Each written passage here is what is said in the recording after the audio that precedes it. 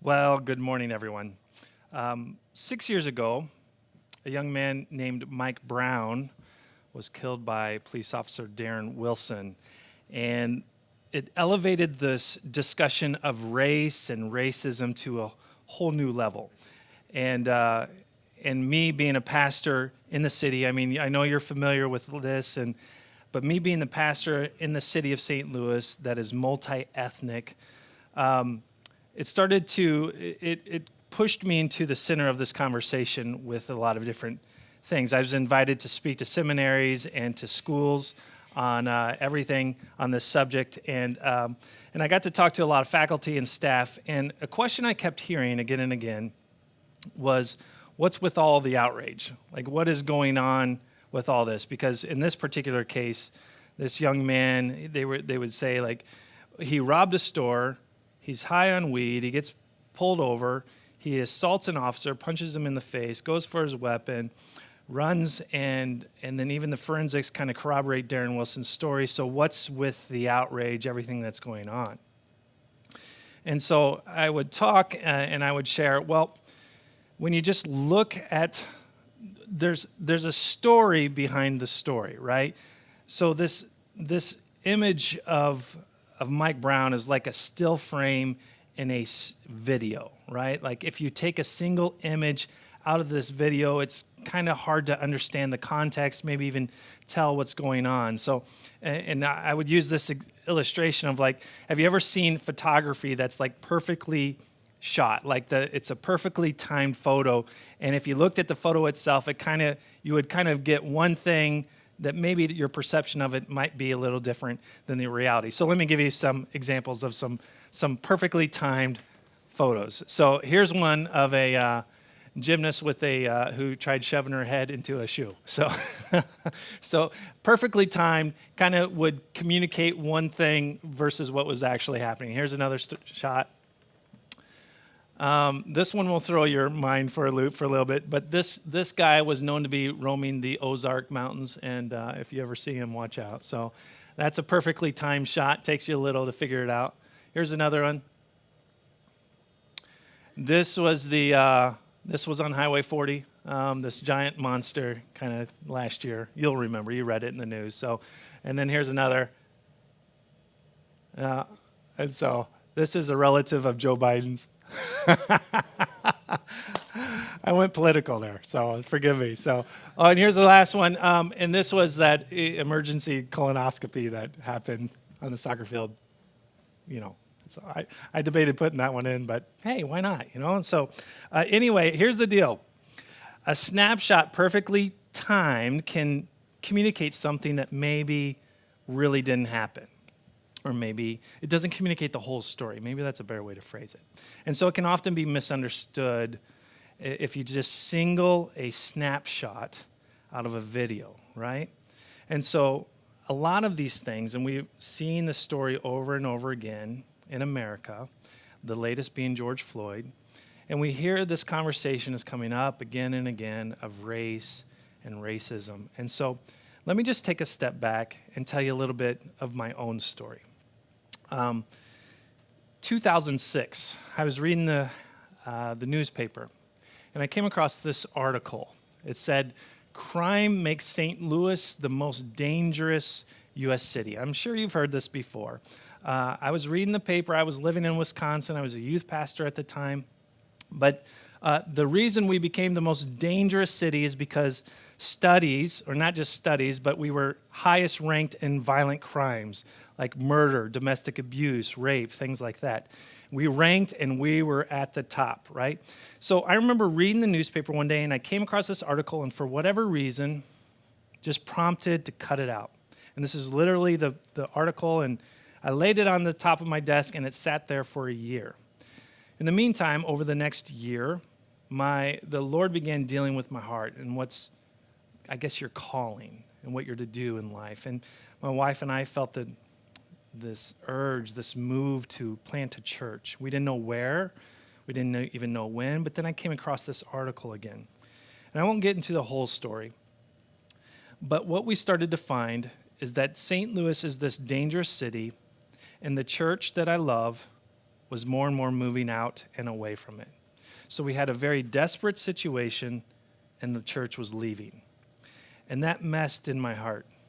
God began to stir that, hey, in a dangerous situation, in a desperate situation, the church needs to move in and advance in that scenario.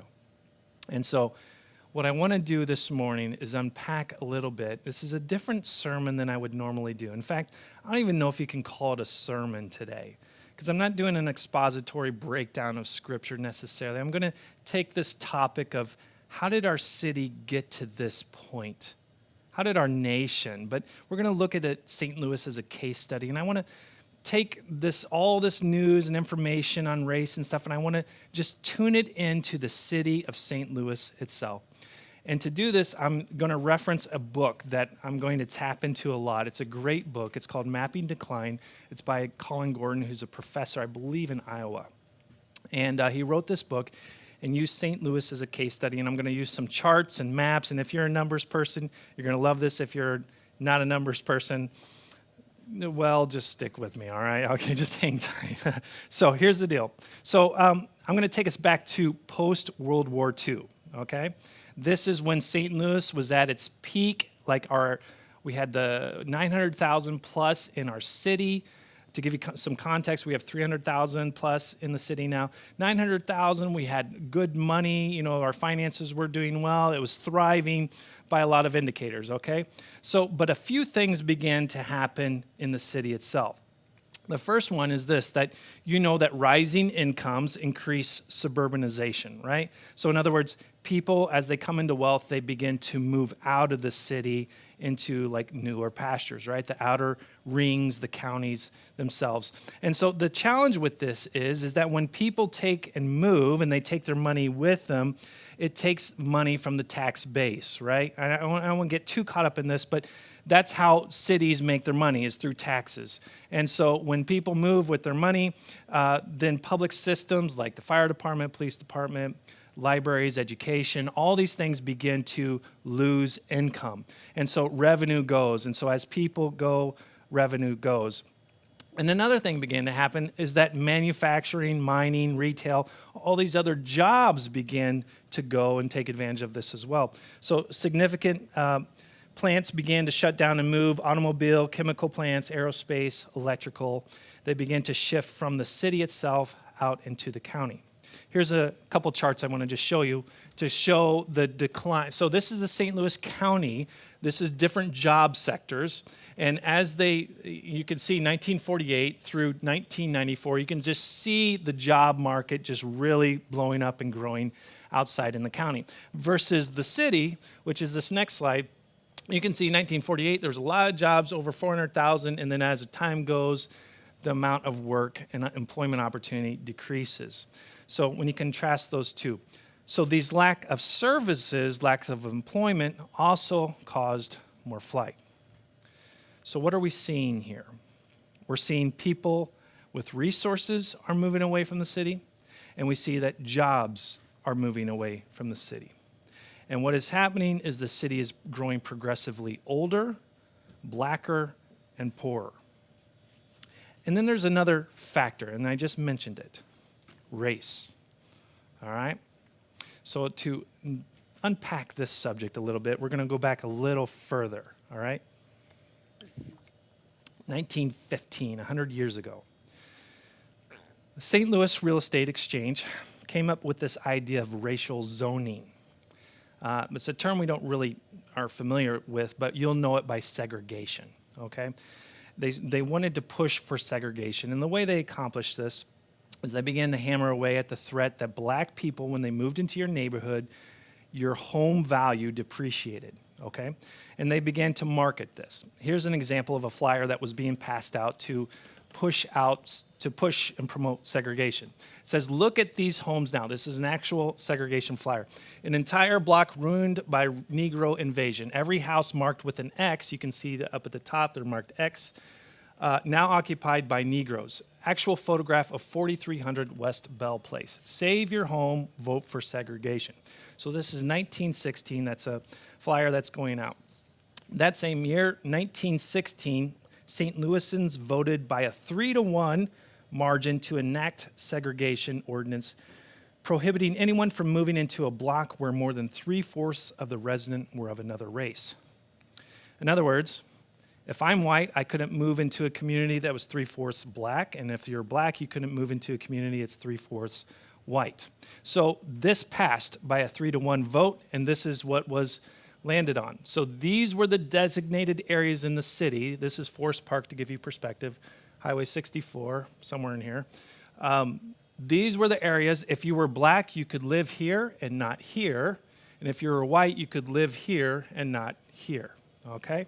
So that was 1916. A year later, the U.S. Supreme Court said, can't do this, so they struck this down. So a new thing started to happen. They call these restrictive deed covenants. These are common things. They're similar to a homeowners association. It was common practice for homes to have things like, you can't put your house closer than 53 feet to the road, or you can't burn coal in your house. Okay, so this would be a common part of restrictive deeds. But then they started to write into the language of the restrictive deeds that if you're of a certain color, you can't own this house. So again, here's an example of a St. Louis home that had a restrictive deed. They wrote this into the restrictive deed. They said, no lot in this subdivision shall be used or occupied by anyone who is not of the Caucasian race, except where they may be employed as servants or domestics on said lot or residents therein. So I forget which home in St. Louis this was in. I forgot to write that down. So restrictive deeds started to pop up. And so go to this next map. So this is where these red blocks are where you start to see these restrictive deeds coming into place. They would go around, they would solicit their neighbors and say, hey, let's sign on. Let's make these deed covenants, sign this into your housing covenant. And so these were where the restrictive deeds were happening. Now, look at this shape, all right? The shape that it surrounds. Now go to the next slide. This shape, if you remember, this is where black families lived. I forget the year this is. This is 1930. This is where black lived. This is where white lived. And that shape, if you go back one more time just to show them again, that shape right there, all the homes around, all the family communities around the black neighborhood were starting to put into place, you can't live here. So in 1948, restrictive deed covenants got struck down. So then the private realty, things began to happen there. Real estate agencies discouraged their agents from introducing into a neighborhood a character that will lead to the detriment of that neighborhood.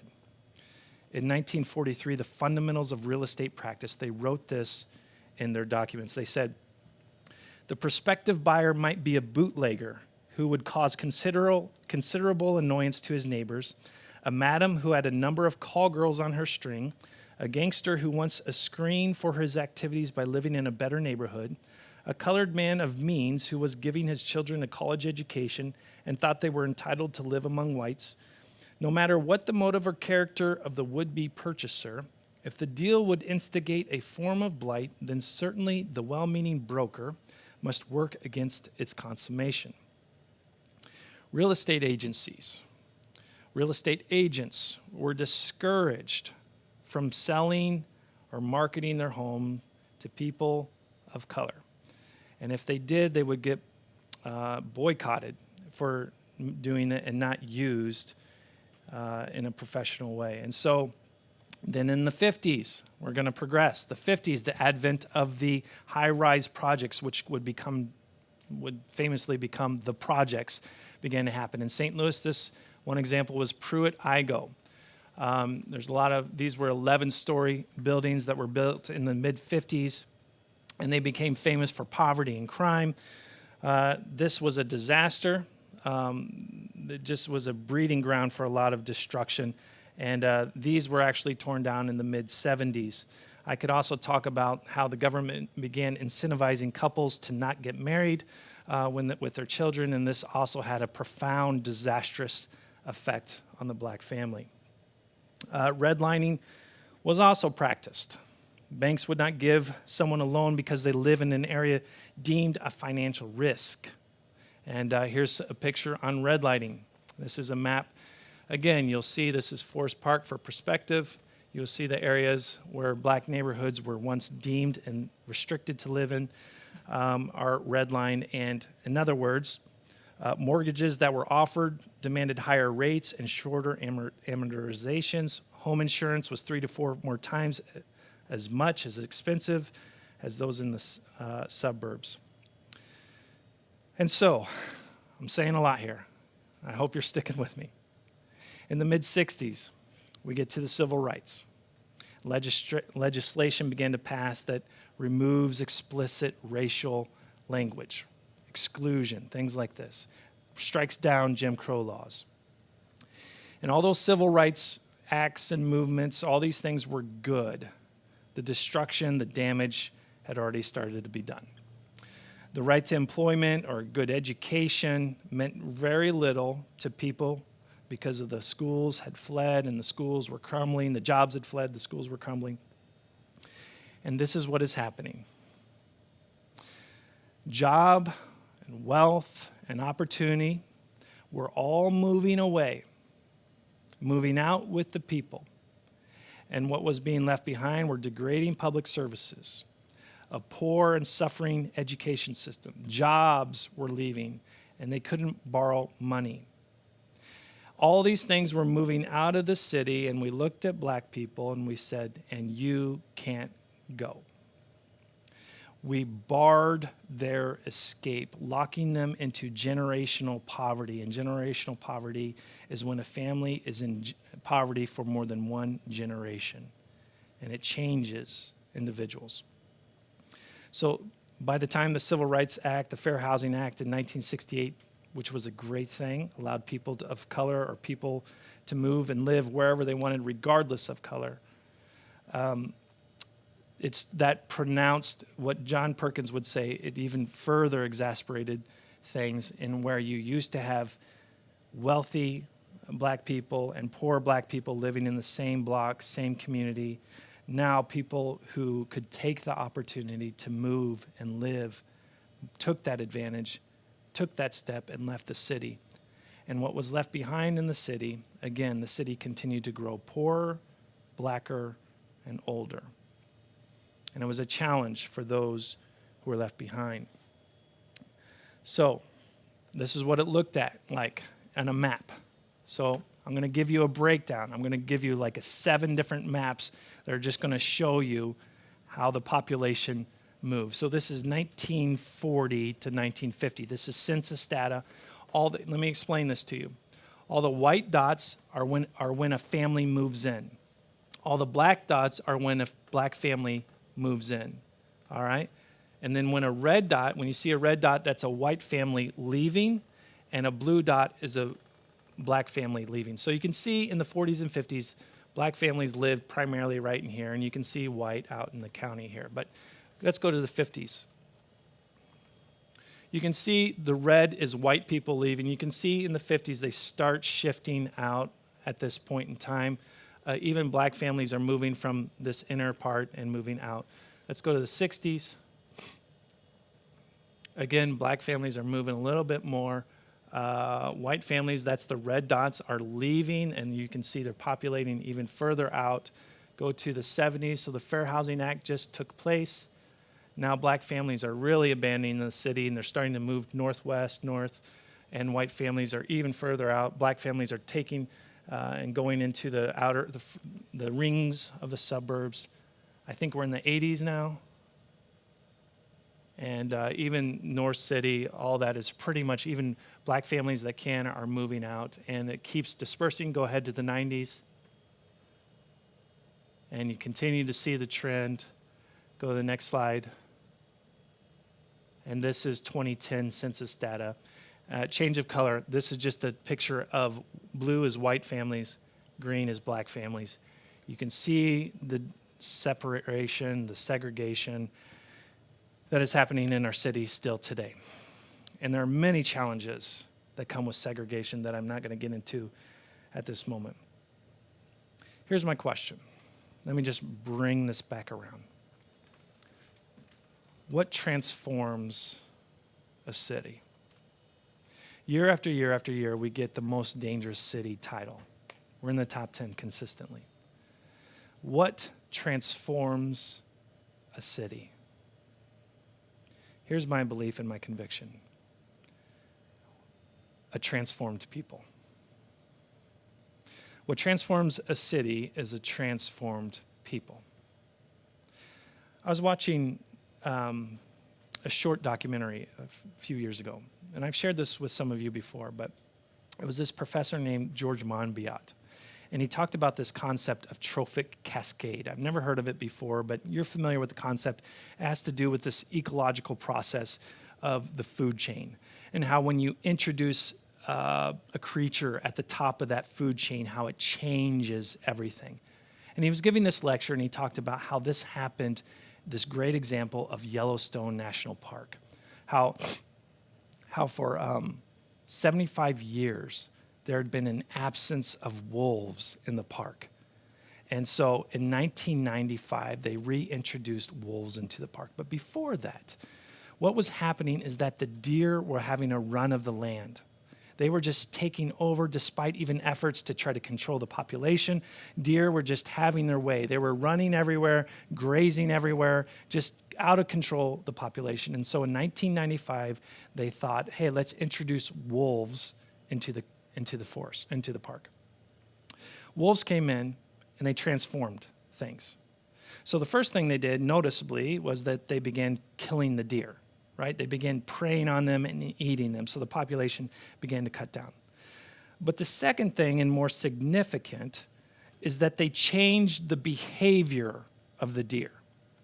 So the deer were now keenly aware of the presence of wolves in the park. And so they weren't as brash about going out and grazing in the open and just going wherever they wanted. And this led to profound effects in the park. So areas that they used to graze and just mow the grass down, you'd see the vegetation just start to grow and started to, what he said is that forests started to pop up. Like trees were quintupling in size in just like 6 years. So you'd see like aspen and willow and cottonwood, just all of a sudden, just forests just springing up in all kinds of areas. And of course, when the forest springs up, that begins inviting new kinds of birds. Songbirds and migratory birds start sweeping in and living in the community, right? Living in the forest. And the number of beavers began to increase. And these guys are ecological engineers as well, and they create habitats for other wildlife. And so the waters began to change, and reptiles and otters and muskrats and ducks and fish and other reptiles and amphibians began to move in with this as well. And then the wolves killed coyotes as well. And because of that, the number of rabbits and mice began to increase in population. Because of that, eagles and other birds of prey and ravens began to feed on these. And then because of that, bears began to increase in population because of other carcasses and things. And because of the berries and the vegetation that was producing all this fruit, bears were living off this. So all these different animals and all this other wildlife was coming into play. But he says that's not even the biggest profound effect that it had. They changed something else too that was very, very important. He says, and this is where it gets really interesting. He said the wolves changed the behavior of the rivers. You see, there's this area where the deer used to graze and they used to mow everything down. The rivers used to just meander and go wherever they wanted. So big storm, they would just flood the banks and they would just spill over into everything and everywhere. And they would just kind of have their way.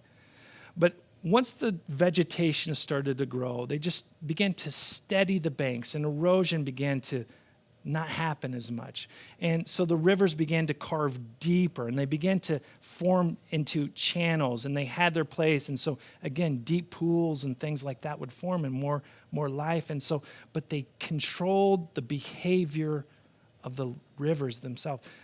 So here's the thing, that these wolves, though they were small in number, they transformed not just the behavior of the deer, but also the physical geography of the park itself. They changed the physical behavior and the physical layout. And this is the church. This is what the church does. In the same way, they not only change lives, but they transform a city. You'll remember that Jesus began his public ministry in Luke chapter 4. He was in church one day. And he went up front and he opened up the scroll of Isaiah 61. You can find this in Luke chapter 4. And he hadn't gone public with his ministry at this time. This was the beginning of his ministry. And it's like he read this manifesto of what he was going to be about. He opens up Isaiah 61, and this is what he reads. It reads, "The Spirit of the sovereign Lord is on me, because the Lord has anointed me to proclaim good news to the poor. He has sent me to bind up the brokenhearted, to proclaim freedom for the captives and release from darkness for the prisoners, to proclaim the year of the Lord's favor." Now we read that's where Jesus stopped. And he rolled up the scroll and he put it down, and that's where that stops in Luke. But if you go back to Isaiah 61 and you read the rest of it, you're going to see that it begins speaking about the role of the church. It begins speaking to the followers of Jesus, and it calls them oaks of righteousness. And in Isaiah, he wrote it this way. He said, these people that follow the Messiah, they will be called oaks of righteousness, a planting of the Lord for the display of his splendor. They will rebuild the ancient ruins and restore the places long devastated. They will renew the ruined cities that have been devastated for generations. The church. The church is the vehicle that drives the hope of the world, Jesus. My point this morning is this, is that we have to have the compassion of Christ. Look, I know the conversation right now of race and racism, it's kind of all over. And there are people doing kind of crazy things to try to bring about justice, right? You look at that and it starts to rob you of your, desire to help in some ways, because some of the things that are going on, and you just see the world trying to bring about justice through human means and human efforts, right? And sometimes that can be frustrating, but don't lose sight of compassion. Don't let that steal compassion for those of you who that throws off. But let me also encourage us to not step into outrage, okay? There is a feeling right now, and this is in our culture, that the more outraged you are at things, that the more you care about justice. That is a bogus formula. That is not accurate. It is not how you determine whether someone is just or not. You can be absolutely level-headed, steady, calm, and wise, and love justice. Okay? I was reading in my devotions this week. James 1 says, everyone should be quick to listen, slow to speak, and slow to become angry, because human anger does not produce the righteousness that God desires. The righteousness that God desires. We can have compassion. There are things that need to happen. And by all means, the church has a place in this. When Jesus talked about loving your neighbor, someone came up to him and said, Jesus, well, who is my neighbor? And he launched into the parable of the Good Samaritan. You're familiar with this. And he tells the story, you know it, priest, the Levi, and then the Samaritan. And then at the end of the story, Jesus asked, which of these three that passed by? Was it the two religious leaders that walked by him, or was it the Samaritan? Which of these three was a neighbor? And this is the response.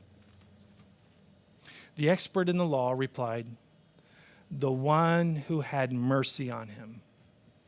And Jesus replied to him, to that answer, go and do likewise.